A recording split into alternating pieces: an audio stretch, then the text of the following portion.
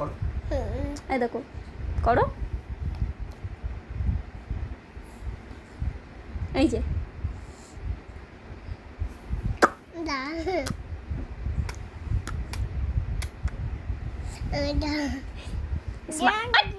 টানাটানি করে ফোন নিয়ে। একটা জিনিস করছি, না এটা নাও, কি করব? হ্যাঁ বলছি একটা জিনিস করছি, আবার খুব রাগ আবার।